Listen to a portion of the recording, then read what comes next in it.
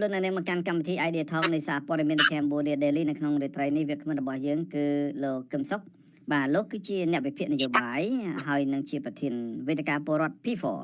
ហើយនឹងមួយរូបទៀតគឺលោកសេសុជាតិស្ថាបនិកនៃអង្គការអភិវឌ្ឍផ្នត់គំនិត MDO បាទលោកទាំងពីរនឹងចូលរួមពិភាក្សាទៅលើប្រធានបទស្ដីអំពីខួប5ឆ្នាំនៃការរំលាយបក្សសង្គ្រោះជាតិ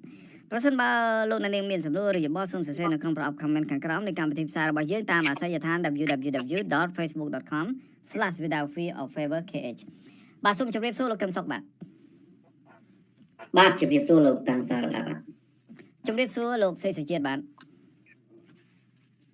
សូមជម្រាបសួរបងថាដាជម្រាបសួរបងកឹមសុខបាទជម្រាបសួរអូនសេសុជាតិបាទសូមអរគុណច្រើនលោកទាំងពីររូបដែលបានចំណាយពេលដ៏មានតម្លៃរបស់លោកទាំងពីររូបមកចូលរួមនៅក្នុងកម្មវិធី Idea Talk របស់យើងនៅក្នុងរាត្រីនេះបាទដោយលោកបានដឹងស្រាប់ហើយថាកាលពី5ឆ្នាំមុនគឺនៅថ្ងៃទី16ខែវិច្ឆិកាឆ្នាំ2017បាទចំថ្ងៃខួបនោះគឺថាចំពេលម្សិលមិញថ្ងៃនេះ17ហើយគណៈបក្សសង្គ្រោះជាតិដែលជាបកប្រឆាំងដ៏ធំនៅកម្ពុជាត្រូវបានតុលាការកំពូលក្រុងភ្នំពេញប្រកាសរំលាយបន្ទាប់ពីប្រធានបកគឺលោកកឹមសុខាត្រូវបានអាជ្ញាធរក្រុងភ្នំពេញសម្រុកចូលចាប់ខ្លួនទាំងកណ្ដាលយប់ទាំងនៅគេហដ្ឋានរបស់លោកនៅថ្ងៃទី3ខែកញ្ញាឆ្នាំ2017នោះក្រៅពីរំលាយសង្គ្រោះជាតិមន្ត្រីបកនេះចំនួន118នាក់ដែលមានតួនាទីចាប់ពីគណៈកម្មាធិការនយោបាយឡើងទៅក៏ត្រូវហាមឃាត់សិទ្ធិធ្វើនយោបាយរយៈពេល5ឆ្នាំថែមទៀតយ៉ាងណាក៏ដោយបំរាមតុលាការបានផុតកំណត់ទៅហើយកាលពីថ្ងៃទី16ខែវិច្ឆិកាម្សិលមិញប៉ុន្តែមុននឹងបំរាមតុលាការផុតកំណត់មន្ត្រីជាន់ខ្ពស់បកនេះមួយចំនួនបានសុំសិទ្ធិធ្វើនយោបាយឡើងវិញជាបន្តបន្ទាប់ក្នុងនោះអ្នកខ្លះទៅបើកបកថ្មីខ្លះទៀតភៀសខ្លួនទៅក្រៅប្រទេសចំណែកខ្លះទៀតហ្នឹងក៏សម្រេចចិត្តលាចេញពីឆាកនយោបាយតែម្ដងដូចជាអតីតហេរ៉ាញ់ញឹកគណៈបក្សសង្គ្រោះជាតិអ្នកស្រីមុំសុកវឿនជាដើមលើពីនេះទៀតក៏មានអ្នកចុះចូលជាមួយនឹងបកកណ្ដាលអំណាចផងដែរដូចជាភរិយារបស់លោកយឹមសវណ្ណអ្នកស្រីលីស្រីវិណានិងអ្នកស្រីថាឡានីជាដើមដោយឡែកប្រធានបកសង្គ្រោះជាតិលោកកឹមសុខាដែលត្រូវរងនឹងការចាប់ប្រកាន់ពីបទខុបខិតជាមួយនឹងរដ្ឋបរទេសដើម្បីផ្ដួលរំលំរដ្ឋាភិបាលកម្ពុជាតុលាការនឹងបន្តនីតិវិធីជាថ្មីទៀតនៅថ្ងៃទី21ខែធ្នូឆ្នាំ2022ខាងមុខនេះដែលសិទ្ធិនយោបាយរបស់លោកនៅពេលនេះគឺស្ថិតនៅក្នុងបំរាមរបស់តុលាការដដែលដូច្នេះសំណួរទី1របស់ខ្ញុំទៅកាន់លោកកឹមសុខមុនគេថាតើកម្លាំងនយោបាយរបស់គណៈបក្សសង្គ្រោះជាតិក្រោយការបំបែករបស់មេបកកណ្ដាលអំណាចលោកហ៊ុនសែនអស់រយៈពេល5ឆ្នាំមកនេះបានធ្លាក់ចុះកម្រិតណាហើយហេតុអីបានជាខួប5ឆ្នាំនៃការរំលាយគណៈបក្សសង្គ្រោះជាតិនេះហាក់មានភាពសភាពស្ងប់ស្ងាត់ដូច្នេះទៅវិញបាទលោកកឹមសុខខ្ញុំសូមបន្លឹកឡើងអំពីកម្រិតធ្លាក់ចុះឬក៏សកម្មភាពកើនឡើងអីទេបាទក៏ប៉ុន្តែខ្ញុំកត់សម្គាល់ពីរយ៉ាងម្យ៉ាងទី1ការរំលាយគណៈបក្សសង្គ្រោះជាតិមានន័យស្មើនឹងការសម្លាប់លទ្ធិប្រជាធិបតេយ្យនៅក្នុងប្រទេសកម្ពុជាប៉ុន្តែហើយលទ្ធិប្រជាធិបតេយ្យមិនមែនរំពឹងទៅលើតែគណៈបក្សសង្គ្រោះជាតិមួយភាគីទេមានកម្លាំងសង្គមផ្សេងទៀតសង្គមស៊ីវិលជាពិសេសគឺប្រជាពលរដ្ឋក៏ប៉ុន្តែការរំលាយគណៈបក្សសង្គ្រោះជាតិវានាំឲ្យកម្លាំងសកម្មនៅក្នុងផ្ទៃក្នុងជាតិដើម្បីលទ្ធិប្រជាធិបតេយ្យកាន់តែបែកខ្ញែកគ្នាមានន័យថាធ្វើឲ្យប្រជាធិបតេយ្យខ្សោយសម្រាប់ប្រជាធិបតេយ្យតែម្ដងការរំលាយគណៈបក្សសង្គ្រោះជាតិនេះមកដល់ពេលនេះ5ឆ្នាំលទ្ធផលដែលយើងឃើញគឺរដ្ឋាភិបាលរបស់លោកហ៊ុនសែនរងសម្ពាធធ្ងន់ធ្ងរណាស់សម្ពាធដែលយើងឃើញក្នុងពេលបច្ចុប្បន្ននេះមួយលោកហ៊ុនសែនបន្ទាប់ពីអស់តួនាទីជាប្រធានអាស៊ានបដូរវេនទៅខ្ញុំគិតថានឹងរងទណ្ឌកម្មកាន់តែច្រើនហើយមួយវិញទៀតសហគមន៍អន្តរជាតិសេរីប្រជាធិបតេយ្យជាពិសេសក្រុមបច្ចឹមលោក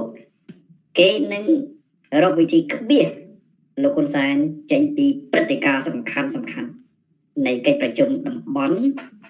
ហើយនឹងបញ្ហាពិភពលោកហើយលោកហ៊ុនសែនមែនតែនគាត់ឯកោការទូតកាន់តែខ្លាំងហើយចាប់ពីពេលនេះទៅខ្ញុំគិតថាលោកហ៊ុនសែនអាចជួបតែអ្នកដឹកនាំប្រទេសមួយចំនួនជាញឹកញាប់តែប៉ុណ្ណោះឧទាហរណ៍វៀតណាមឡាវឬក៏ប្រទេសចិនជាដើម ប៉ុន្តែវេទិកាអន្តរជាតិនៅបច្ចិមលោកវិញគឺកាន់តែឃ្លាតឆ្ងាយមែនទែនហើយទូនីតិអន្តរជាតិអាចមានត្រឹមតែក្នុងផ្ទៃក្នុងអាស៊ានបន្តិចបន្តួចតែប៉ុណ្ណោះដូច្នេះស្ថានភាព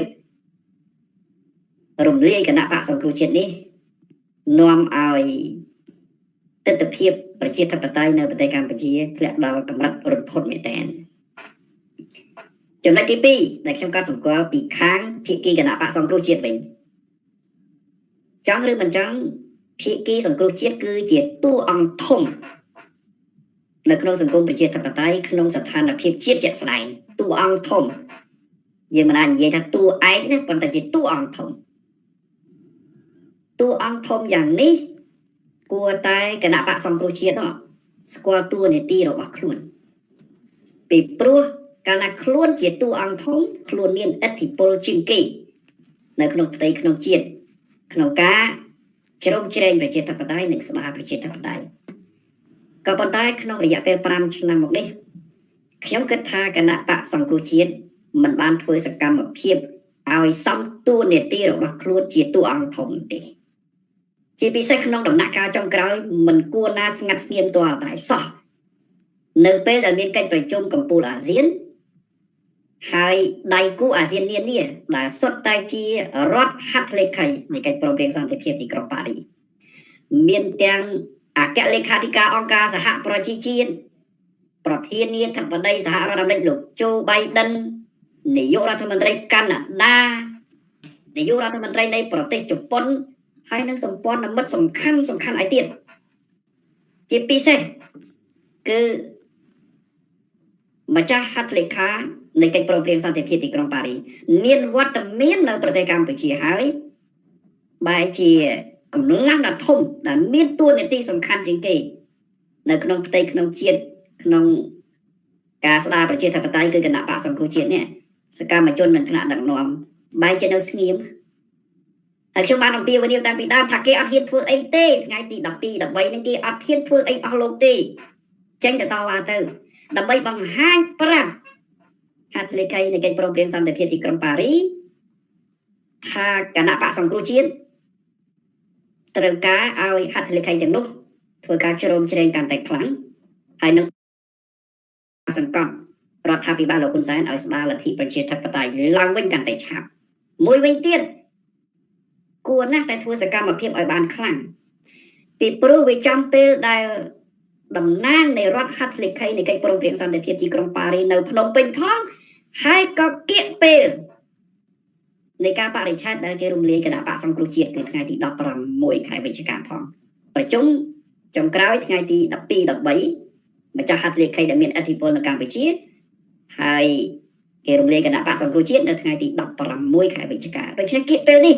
វាជាឱកាសដើម្បីបង្ហាញសម្លេងបញ្ជាក់ស្មារតីថាថ្នាក់ដឹកនាំគណៈបកសង្គ្រោះជាតិសកម្មជនសង្គ្រោះជាតិនៅតែក្លាហានក្នុងការធ្វើសកម្មភាពប្រតិបត្តិសកម្មដើម្បីប្រជាធិបតេយ្យតាមស្មារតីនៃកិច្ចព្រមព្រៀងសន្តិភាពទីក្រុងប៉ារីសក៏ប៉ុន្តែបែរជាស្ងាត់ឈឹងគឺប៉ុន្តែលោកខានបំពេញគោលនយោបាយរបស់ខ្លួនបាទលោកគឹមសុខថាក្រុមបកសង្គ្រោះជាតិស្ងាត់យ៉ាងម៉េចបើសិនជាអតីតមេបកប្រឆាំងដ៏ធំមួយលោកសំរងស៊ីបានចេញសារឆ្លោះគ្នាពេញបណ្ដាញសង្គមជាមួយលោកហ៊ុនម៉ាណែតដែរហ្នឹងបាទតើនេះវាជាសកម្មភាពល្អដែរទេសម្រាប់ក្នុងការបង្កើតនៅសកម្មភាពដែលគេហៅថាជានយោបាយសកម្មហ្នឹងបាទសារនយោបាយប្រឆ្លោះបុគ្គលនឹងបុគ្គលអត់មានតម្លៃសម្រាប់ឲ្យមានការចូលរួមរបស់ប្រជាពលរដ្ឋទេរឿងនេះមួយអ្នកនយោបាយគួរដឹងច្បាស់កាលណាឆ្លោះបុគ្គលប្រជាពលរដ្ឋកាន់តែខ្លាចទៅវិញទេអត់ហ៊ានចូលរួមឡើយ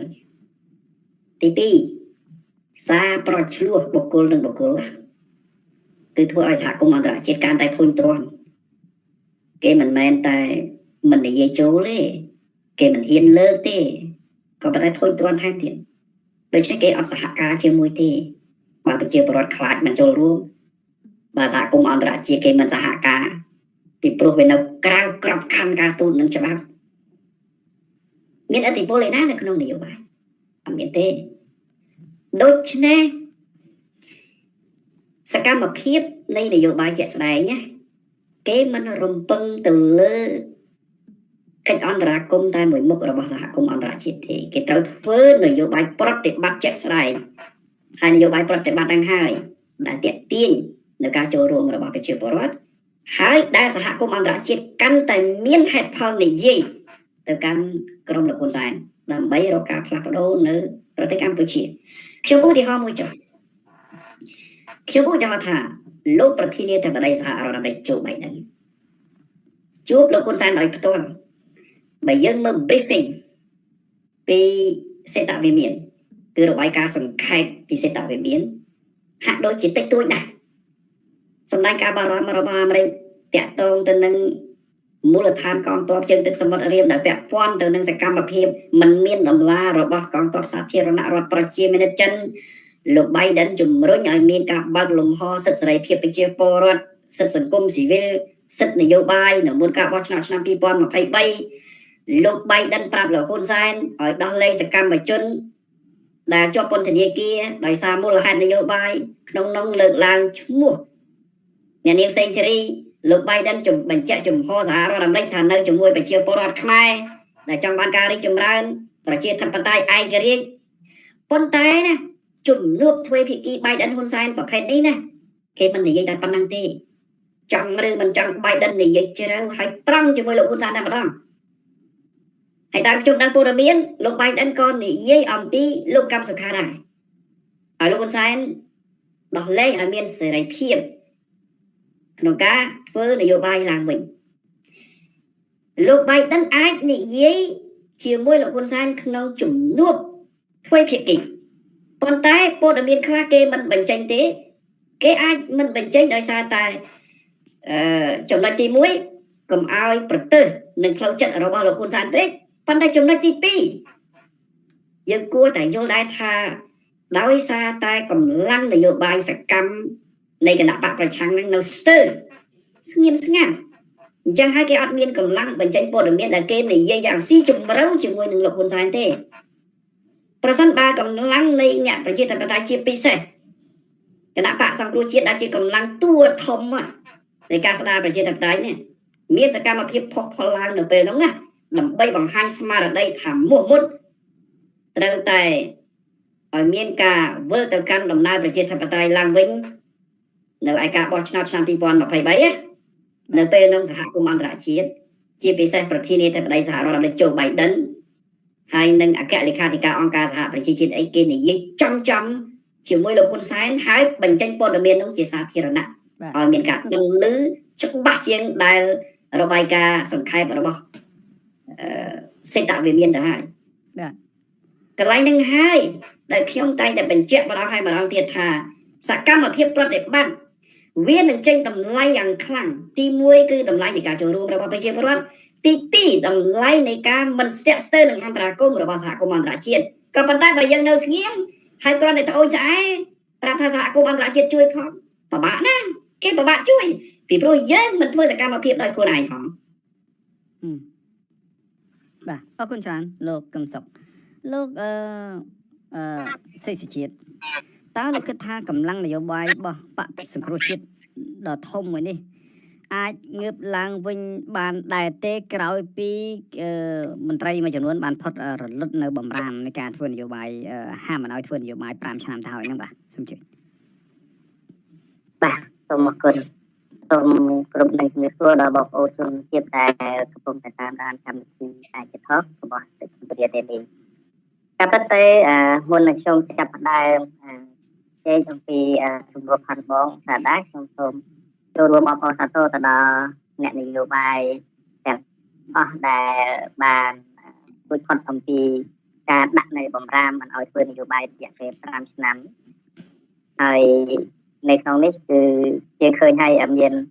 ការសម្ដែងចិត្តរបស់អ្នកនយោបាយ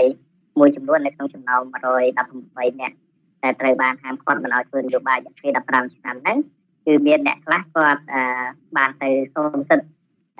ធ្វើនយោបាយឡើងវិញហើយទៅបង្កើតគណៈបកនយោបាយដោយខ្លួនឯងឬក៏ទៅចូលរួមជាមួយនឹងគណៈបកនយោបាយណាមួយអានេះទី1ហើយទី2ក៏យើងឃើញមានការចូលរួមជាមួយនឹងគណៈបកកាន់អំណាចមួយចំនួនទៀត ហើយនៅក្នុងនោះក៏យើងឃើញមានអ្នកដែលបានបាត់បង់ជីវិតដោយខ្លួនកំពុងតែនៅជាប់បម្រាមមិនឲ្យធ្វើនយោបាយហ្នឹងក៏មានមួយចំនួនដែរហើយក្រៅពីនោះគឺយើងនៅសល់មួយចំនួនធំដែលពួកគាត់រួមរស់ជាមួយនឹងការគ្រប់គ្រងឬក៏នៅជាមួយនឹងទឹកចិត្តរបស់ប្រជាពលរដ្ឋដែលបានបោះឆ្នោតគ្រប់គ្រងគាត់នៅក្នុងឆ្នាំ2013ហ្នឹងអញ្ចឹងយើងឃើញថាទាំងអស់នេះគឺស្ថិតជាអ្វីដែលបានឆ្លុះបញ្ចាំងការពិតជាក់ស្ដែងដែលបានកើតឡើងនៅក្នុងរយៈពេល5ឆ្នាំរហូតមកដល់ថ្ងៃកំណត់នៃការដាក់បម្រាមឲ្យពួកគាត់ចូលរួមធ្វើនយោបាយហើយសម្រាប់ខ្ញុំផងដែរក៏ខ្ញុំសូមចូលរួមគ្រប់គ្រងในការសម្រេចចិត្តរបស់អ្នកនយោបាយទាំងអស់ផងដែរពីព្រោះថាវាគឺជាសិទ្ធិស្វ័យសម្រេចរបស់អ្នកនយោបាយរៀងៗខ្លួនហើយខ្ញុំមិនមានការតិទៀនឬក៏មានការផ្ដល់នៅអ្វីបន្ថែមនេះគ្រាន់តែសូមចូលរួមលើកទឹកចិត្តហើយនឹងសាទរឲ្យពួកគាត់ចូលរួមនៅក្នុងកិច្ចការនយោបាយបន្តទៀតសម្រាប់អនាគតរបស់ប្រទេសកម្ពុជាផងដែរងាកមកសំណួររបស់បងតាណាតើអ្វីដែលអាចធ្វើឲ្យគណៈបកឬក៏សម្លេងអ្នកជាធិបតីអាចរីកធំធាត់អីវិញបានទេក្រោយពេលពួកគាត់រួចបំរាមពីការបំបិតមិនឲ្យធ្វើឬក៏ចូលធ្វើសកម្មភាពនយោបាយរយៈពេល5ឆ្នាំនេះសម្រាប់ខ្ញុំពេលនេះគឺមើលមិនទាន់ឃើញទេខ្ញុំលើកចំណុចមួយចំនួនដើម្បីចង់បញ្ជាក់អំពីចំណុចនេះដែរទី1យើងឃើញថាក្នុងចំណោមអ្នកនយោបាយ118រូបខ្ញុំនិយាយសរុបរួមតែនេះហ្នឹងគឺមានទី2ភាគីទី1គឺភាគីរបស់អាដាមកឹមសុខាហើយទី2គឺសមាជិករបស់អាដាមសំរងស៊ីអញ្ចឹងបញ្ចូលគ្នាទៅវាមានរហូតដល់118រូបដែលគ្រប់គ្រងគណៈបកសង្គ្រោះជាតិនៅពេលនោះនេះគឺជាចំណុចមួយដែលយើងមើលឃើញរបស់គ្នាទី2យើងឃើញថាចំនួនអ្នកដែលសុំសិទ្ធិហើយចំនួនអ្នកដែលបានចុះចូលជាមួយនឹងគណៈបកកាន់អំណាចឬក៏ចំនួនអ្នកដែលស្លាប់ហ្នឹងគឺវាអស់ចូលប្រហែលជាខ្ទង់50នាក់ដែរបាទ50-60នាក់ដែរអញ្ចឹងយើងនៅសល់ត្រឹមតែជាង40នាក់ទេបើសិនជាព័ត៌មានដែលខ្ញុំមើលនេះហើយព័ត៌មាននៅដែលខ្ញុំទទួលបាននឹងទៀតទៅគឺ50នាក់នេះមានន័យថាពួកគាត់ភាគច្រើនមានលំនាការរួចទៅហើយដោយសារអីគាត់មួយចំនួនគឺជាមនុស្សដែលគ្រប់គ្រងនៅគោលនយោបាយរបស់អាដាមសំរងស៊ីខ្ញុំជឿជាក់ថាគាត់នឹងសម្រេចចិត្តទៅលើការចូលរួមជាមួយនឹងគណៈបកភ្លើងទៀនហើយមួយចំនួនទៀតប្រហែលជាអាចនៅរងចាំអាដាមកឹមសុខាទទួលបានសិទ្ធិត្រឡប់មកវិញដើម្បីចូលរួមបង្កើតនៅចលនានយោបាយដើម្បីចូលរួមការប្រគល់ប្រជែងការបោះឆ្នោតនៅឆ្នាំ2023ខាងមុខនេះដូច្នេះយើងឃើញថាចំនួនអ្នកដែលចូលរួមទាំងអស់វាមិនមានទម្ងន់ណាមួយទេដែលអាចធ្វើឲ្យកម្លាំងអ្នកជាធិបតីមានសមត្ថភាពគ្រប់គ្រាន់នៅក្នុងការប្រកួតប្រជែងជាមួយនឹងគណៈបកកណ្ដាលអំណាចឡើយហើយខ្ញុំមើលឃើញចំណុចនេះគឺជាគ្រោះថ្នាក់មែនទែនសម្រាប់គណៈបកក្រៅរដ្ឋាភិបាលក៏ដូចជាអ្នកជាធិបតីនៅកម្ពុជាព្រោះយើងដឹងហើយថាការធ្វើនយោបាយរបស់អ្នកនយោបាយដែលកាន់គោលការណ៍លទ្ធិប្រជាធិបតេយ្យនៅកម្ពុជាហ្នឹងគឺចូលចិត្តធ្វើតាមលំនាំឬក៏ធ្វើតាមមេដឹកនាំអត្តានយោបាយនិយាយពាក្យថាអត្តានយោបាយនេះមេដឹកនាំអត្តានយោបាយគឺសំដៅទៅលើមនុស្សដែលជាមេដឹកនាំដែលគិតទៅដល់ឲ្យអំណាចជាធំអំណាចរបស់ខ្លួនឯងជាធំគិតដល់ប្រយោជន៍ខ្លួនឯងជាធំគិតដល់ក្រុមគ្រួសារខ្លួនឯងជាធំគិតដល់បកពួកខ្លួនឯងជាធំនេះគឺសំដៅទៅលើមេដឹកនាំអត្តានយោបាយហើយពពួកអ្នកមេដឹកនាំអត្តានយោបាយទៀតទៅគឺចូលចិត្តធ្វើនយោបាយបំផ្លាញគ្រឹះប្រជាធិបតេយ្យរបស់ខ្លួនឯងណាពីព្រោះយើងឃើញ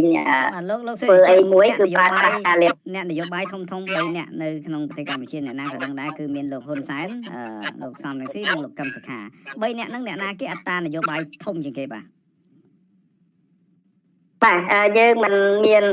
ទិន្នន័យណាមួយដើម្បីវាតម្លៃថាអ្នកណាមាន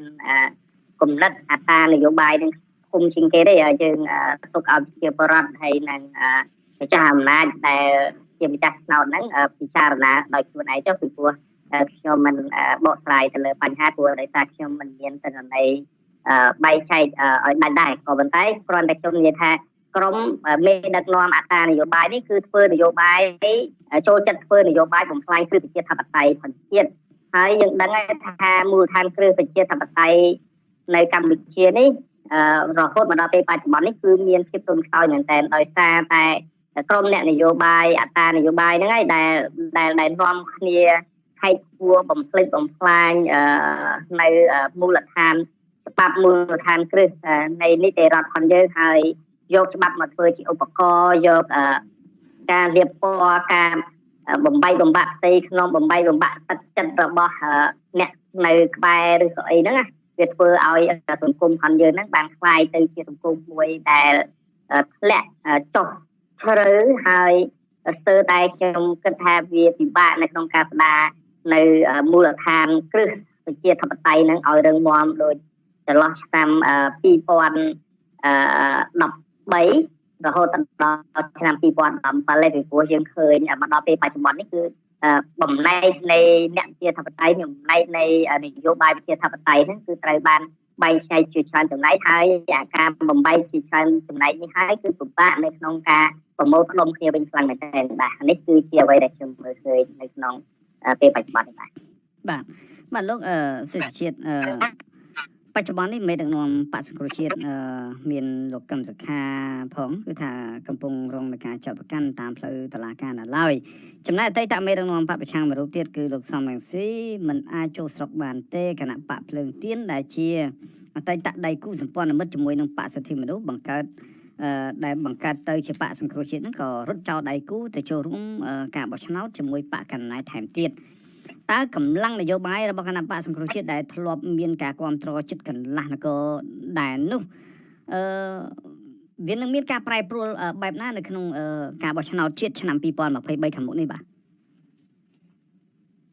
ចំពោះខ្ញុំមើលឃើញចំណុចទីបើសិនជាអ្នកជាធិបតេយ្យនៅតែបដោត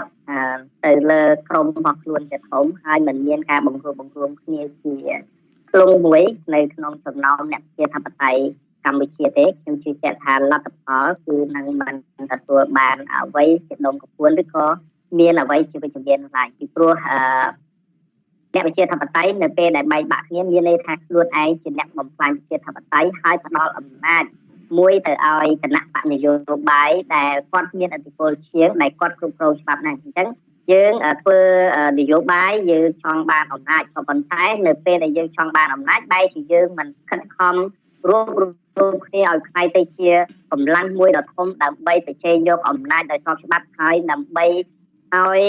តាក់ទាញយកទឹកចិត្តរបស់ម្ចាស់ឆ្នោតឲ្យមកគ្រប់គ្រងបោះឆ្នោតភ្លុកទឹកភ្លុកដីដើម្បីឲ្យមានអំណាចឲ្យមានកម្លាំងគ្រប់គ្រាន់ទេបែរជានាំគ្នា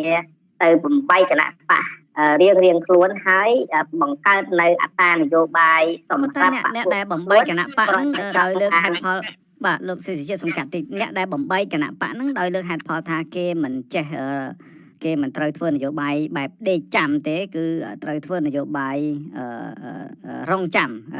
ទៅធ្វើនយោបាយចាំវិញបាទបានន័យថាពួកគាត់មិនត្រូវការគោលនយោបាយឬក៏ការធ្វើនយោបាយមួយដែលកាប់បំពង់រងចាំទឹកភ្លៀងសុំត្រាបណីពីដូចថាអ្នកកាន់អំណាចទេគឺពួកគាត់ត្រូវតែធ្វើនយោបាយដើម្បីប្រជែងជាមួយបកកណ្ដាលអំណាចដូច្នេះហើយបានជាមានគោលនយោបាយគឺមានគោលការណ៍យុទ្ធសាស្ត្ររបស់ពួកគាត់រៀងៗខ្លួនក្នុងការបំបែកចេញពីបកសង្គ្រោះជាតិទៅបង្កើតបកថ្មីខ្លះហ្នឹងក៏បង្កើតហើយចឹងទៅស្វែងរកការរួបរวมបកខ្លះហ្នឹងក៏បង្កើតចឹងទៅក៏រំលាយបកហ្នឹងចោលទៅចូលជាមួយបកកណ្ដាលអំណាចនាំទាំងមន្ត្រីទាំង3ទាំងស្គរទៅចូលរួមជាមួយបកកណ្ដាលអំណាចតែម្ដងដូច្នេះតើចំណុចនេះវាមានការភាពដូចថាមានអីនៅពីក្រោយចំណុចទាំងអស់ហ្នឹងបាទលោកសេដ្ឋជាតិដូចខ្ញុំបានបញ្ជាក់ចឹងគឺមកពីកម្លាំងអ្នកជាធិបតេយ្យមិនចេះសហការមិនចេះរួបរวมគ្នាជាធ្លុងមួយទេហើយ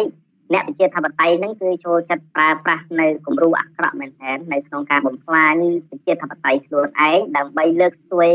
ទៅគណៈបកនយោបាយផ្សេងអានេះគឺជាគ្រោះថ្នាក់ដ៏ធំរបស់អ្នកវិជាធិបតេយ្យហើយនៅក្នុងនេះខ្ញុំចាត់ទុកថាវាជាគំរូអាក្រក់ហ្នឹងគឺយើងបានឃើញហើយថាការដែលពួកគាត់តាំងខ្លួនធ្វើជាអ្នកប្រជាធិបតេយ្យហើយប្រជាធិបតេយ្យនេះវាកើតចេញពីមូលដ្ឋានគ្រឹះនៅ ក្នុងការបង្រួបសាសនាជាតិតាមរយៈកិច្ចព្រមព្រៀងសន្តិភាពទីក្រុងប៉ារីស$23ឆ្នាំ1991បង្កើតបាននៅរដ្ឋធម្មនុញ្ញមួយដែលបានប្រកាសជាអាឡារឹកជាសកលថាកម្ពុជាគឺជាប្រទេសដែលកាន់លទ្ធិប្រជាធិបតេយ្យសេរីពហុបកដូច្នេះ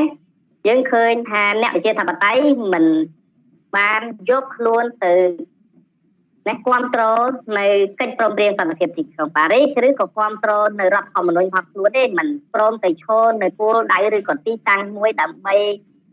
អាចឲ្យខ្លួនមានមូលដ្ឋានរឹងមាំនៅក្នុងការការពារនៅនយោបាយប្រជាធិបតេយ្យរបស់ខ្លួនបែរជានាំគ្នាទៅបំបែកជាក្រុមតូចហើយគ្រាន់តែចង់បានអាសនៈនៅក្នុងសភាត្រឹម10ស្អី20ស្អីឬគឺច្រើន30ស្អីអីចឹងទៅរួចតែមេដឹកនាំមួយចំនួនអីចឹងបាទលោកសេចក្ដីជាតិយើងនឹងហៅថាមេដឹកនាំដែលចង់បានអំណាចទូចតាចដើម្បីតែបំរើនៅផលប្រយោជន៍របស់ក្រុមខ្លួនគឺជាកំហុសមួយដ៏ធំហើយវាគឺជាការមើលងាយទៅដល់អ្នកគ្រប់គ្រងទៅដល់ប្រជាពលរដ្ឋដែលពួកគាត់មានបំណងចង់ឃើញអ្នកប្រជាធិបតេយ្យមានសមត្ថភាពមានកម្លាំងគ្រប់គ្រាន់ដើម្បីប្រជែងในការបោះឆ្នោតជាមួយនឹងគណៈបកកាន់អំណាចអានេះជាអ្វីដែលខ្ញុំមើលឃើញហើយក្រៅពីហ្នឹងយើងឃើញទៀតថាមូលហេតុដែលអ្នកប្រជាធិបតេយ្យមិនចេះសាសនានយោបាយផ្ទៃក្នុងរបស់ខ្លួនហ្នឹងវាបានរុញច្រានឲ្យប្រជាធិបតេយ្យនៅកម្ពុជាខ្លាយទៅជាបំណែកមួយឈឺចាប់បំផុតដែលធ្វើឲ្យអនាគតរបស់អ្នកប្រជាធិបតេយ្យហ្នឹងស្ថិតនៅតែតោលមិនមានអ្វីដែលមានភាពប្រកបជាមួយសម្រាប់ខ្លួនឯងដែលថានឹងទៅដល់គោលដៅនៅក្នុងពេលវេលាណាមួយច្បាស់លាស់អានេះគឺជាបញ្ហាដែលយើងមើលឃើញហើយចំណុចមួយទៀតដែលខ្ញុំមើលឃើញគឺអ្នកប្រជាធិបតេយ្យដែលគ្រាន់តែចង់បានអំណាចតិចតួច4 10 20 30អីហ្នឹងគឺគ្រាន់តែជាមនុស្សដែលចង់បានអំណាចហើយធ្វើការបំផ្លាញនិងបំបាក់ទឹកចិត្តទៅដល់យុវជនឬក៏ធ្វើជាគំរូអាក្រក់ឲ្យយុវជនដែលអាចបំលែងឬក៏បំផ្លែងនៅផ្នត់គំនិតរបស់យុវជនហ្នឹងឲ្យស្អប់នយោបាយឈប់គិតពីរឿងនយោបាយគិតតែពីប្រយោជន៍ផ្ទាល់ខ្លួនហើយធ្វើឲ្យម្ចាស់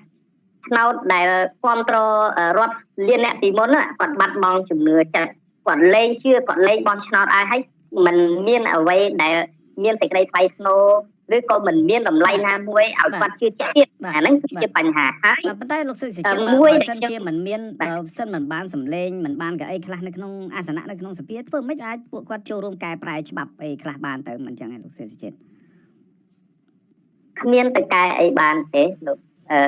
បងថាដែរខ្ញុំជឿជាក់ថាគ្មានកែអីបានទេពីព្រោះវាសម្លេងតិចតួចមែនតែគឺគ្រាន់តែទៅកំដរ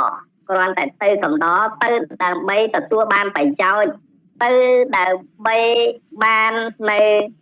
ឱកាសនៅក្នុងការចរចាដើម្បីចែកប្រយោជន៍ឬក៏ចរចាដើម្បីលើកលែងទោសឲ្យ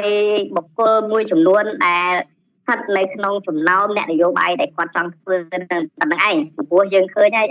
ការដែលធ្វើបែបនេះគឺតែងតែធ្វើដើម្បីតែប្រយោជន៍ក្រុមបកពួកហើយនឹងដើម្បីសម្រេចគោលដៅបន្តិចតួចប៉ុណ្ណឹងព្រោះខ្ញុំមើលមិនឃើញអំពីផ្នត់គំនិតវិជ្ជមានសម្រាប់ការអភិវឌ្ឍប្រជាធិបតេយ្យនៅកម្ពុជាឲ្យមានភាពរឹងមាំទេពីព្រោះមានតែការបង្រួបបង្រួមអ្នកប្រជាធិបតេយ្យឲ្យខ្លាយទៅជាកម្លាំងស្នូលតែមួយមានទំហំនៃការគ្រប់គ្រងទូទាំងប្រទេសនោះទៅជាកម្លាំងអ្នកប្រជាធិបតេយ្យពិតប្រាកដហើយអ្នកប្រជាធិបតេយ្យហ្នឹងក៏ត្រូវតែមានផែនទីបង្ហាញផ្លូវឲ្យទៅសកម្មជនអ្នកគ្រប់គ្រងនិងប្រជាពលរដ្ឋហ្នឹងគាត់មើលឃើញនៅក្នុងរយៈពេលខ្លីយើងធ្វើអីខ្លះយើងត្រូវប្រមូលផ្ដុំគ្នាយ៉ាងម៉េចរយៈពេលប្រជុំយើងនឹងពង្រីកកម្លាំងអ្នកប្រជាធិបតេយ្យយ៉ាងម៉េចឆ្ពោះទៅកាន់គោលដៅយ៉ាងម៉េចហើយរយៈពេលវែងយូរយ៉ាងយូរប្រហែល10ឆ្នាំឬក៏15ឆ្នាំយើងនឹងរំដោះកម្ពុជាឲ្យคล้ายទៅជាប្រទេសដែលមានគេហៅថាប្រកាន់នៅលទ្ធិប្រជាធិបតេយ្យល្អប្រសើរមួយនៅក្នុងតំបន់អាស៊ានអានេះទៅជាចក្ខុវិស័យហើយកុំឲ្យអ្នកដើរតាមប្រជាធិបតេយ្យហ្នឹងនៅពេលដែលមេដឹកនាំរបស់ខ្លួនម្នាក់ជាប់បំរាមឬក៏ប៉ះពាល់ឬក៏មានបញ្ហាអីចឹងទៅធ្វើឲ្យអ្នកដែលដើរតាមទាំងសកម្មជនទាំងអ្នកគ្រប់គ្រងហ្នឹងដូចពោះអត់ក្បាលចឹងអត់ដឹងទៅណាទេគឺនាំគ្នាផ្អាកគ្រប់កន្លែងទាំងអស់ហើយយើងឃើញវាខុសពី ដំណើរការនយោបាយជាតិធិបតេយ្យនៅភូមិនេះទោះបីលោកស្រីអង្គសំជីគាត់ជាប់ឃុំឃាំងក៏ដោយក៏ប៉ុន្តែចលនាផនគេនៅតែដែរដូចនៅប្រទេសថៃទោះបីជាលោកថាជា នៅភូមិដោយសារតែនៅភូមិមានមេដឹកនាំគោលជាធំសម្រាប់គណៈបករបស់ពួកគេឬក៏យ៉ាងម៉េចដោយសារតែបកសង្គ្រោះជាតិមានមេដឹកនាំធំដល់ទៅ2ចូលរួមដូចនេះអញ្ចឹងលោកសេសជាតិតើនេះវាជាកត្តាមួយដែលធ្វើឲ្យមានការប្រជែងគ្នារវាងមេដឹកនាំធំនៅក្នុងបកតែមួយនឹងដែរទេបាទវាបង្ហាញឲ្យឃើញបុគ្គលនៅក្នុងមេដឹកនាំនយោបាយជាតិធិបតេយ្យมันមានភាពស្មោះត្រង់មួយគ្នាគឺមានន័យថាចាប់ដាក់ឯងជន់ហើយ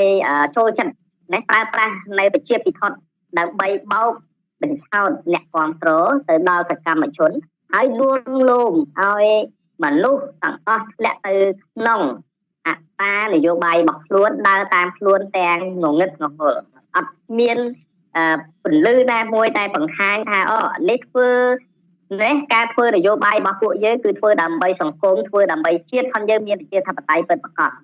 ក៏ប៉ុន្តែនៅក្នុងកលៈទេសៈដែលចូលមើលគឺយើងអត់ឃើញមានចំណុចវិជ្ជមានទាំងអស់នោះទេគឺព្រោះពួកគាត់ខ្ញុំហាក់បីដូចជាតាមដាននយោបាយនេះច្រើនដែរខ្ញុំឃើញថាពួកគាត់ត្រឹមធ្វើនយោបាយដើម្បីកំដរណានៅក្នុង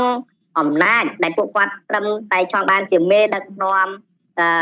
ក្រៅរដ្ឋាភិបាលមេដឹកនាំដែលមានចំណែកតិចតួចនៅក្នុងសង្គមកម្ពុជាតែប៉ុណ្្នឹងឯង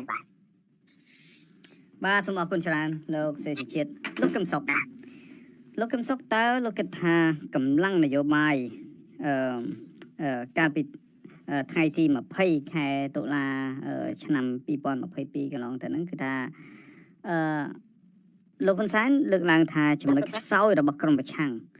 បាទដែលបករបស់ពួកគេរំលាយរលត់ដល់ពេលនេះគឺដោយសារតែពួកគេមិនចេះតវ៉ាដោយនាំគ្នារត់ចេញទៅក្រៅស្រុកហើយសម្រាប់ចិត្តរបស់ក្រមប្រឆាំងបែបនេះគឺជាកំហុសយុទ្ធសាស្ត្រនយោបាយធ្ងន់ធ្ងរណាស់តើការលើកឡើងរបស់លោកហ៊ុនសែនមានភាពសមហេតុសមផលកម្រិតណាដែរទៅលោកកឹមសុខកំហុសយុទ្ធសាស្ត្ររបស់លោកហ៊ុនសែនគឺសម្រាប់ប្រជាធិបតេយ្យដើម្បីអំណាចផ្ទាល់ខ្លួនក្រុមគ្រួសារខ្លួននិងផ្ទៃអំណាចឲ្យកូនមែនតើទៅបាត់ផ្លូវនៃការរីកលូតលាស់សង្គមជាតិខ្មែរហើយនិយាយចំគឺក្បត់ឆន្ទៈរបស់ប្រជាពលរដ្ឋកំហុសយុទ្ធសាស្ត្ររបស់គណៈបក្សសង្គ្រោះជាតិមិនដឹងថាដោយសារតែខ្លាចជ្រុលទេឧទាហរណ៍បង្ហាញអំពីការខ្លាចជ្រុលមែនទែនណានៅពេលដែលប្រធានាធិបតីសហរដ្ឋអាមេរិកโจ Biden អគ្គលេខាធិការអង្គការសហប្រជាជាតិសម្ព័ន្ធមិត្តអ្នកប្រជាធិបតេយ្យសុទ្ធតែតំណាងរដ្ឋហត្ថលេខីនៃកិច្ចព្រមព្រៀងទីក្រុងប៉ារីសនៅប្រទេសកម្ពុជាទាំងអស់គ្នាហើយអត់ហ៊ានចេញតបឡើយមិនដឹងថាដោយសារខ្លាចជ្រុលពេកអត់ចេះមើលកលៈទេសៈឬក៏គ្រប់ភាគីនៃគណៈបក្សសង្គ្រោះជាតិនោះ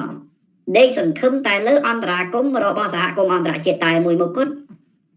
ពីព្រោះខ្ញុំស្ដាប់ទៅគ្រប់ភាគីនិយាយតែពីរឿងអន្តរាគមន៍របស់សហគមន៍អន្តរជាតិទេអត់បាននិយាយថាតើគណៈបក្សសង្គ្រោះជាតិត្រូវធ្វើសកម្មភាពអ្វីដើម្បីឲ្យលោកហ៊ុនសែនត្រូវតែពិចារណាស្ដារលទ្ធិប្រជាធិបតេយ្យជាពិសេសសកម្មភាពប្រតិបត្តិតវ៉ាផ្ទាល់ខ្ញុំមើលទៅក្នុងរយៈពេល5ឆ្នាំនេះណាគណៈបក្សសង្គ្រោះជាតិជ្រើសរើសផ្លូវដើរខុសទាំងអ្នកចេញក្រៅក៏ជ្រើសរើសផ្លូវដើរខុស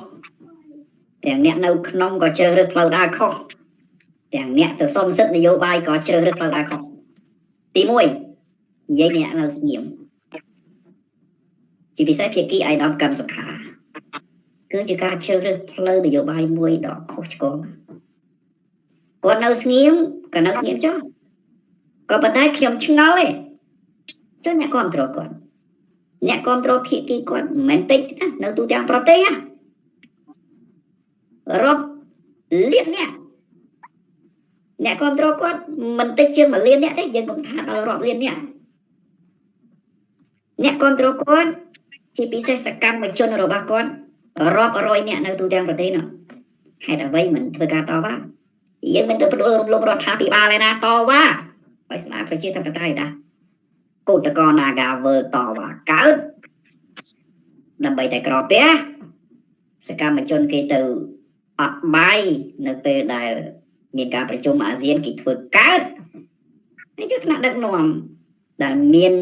សក្តានុពលនយោបាយនៅជុំវិញឯកឧត្តមកម្មសកាហេតុអីធ្វើមិនកើត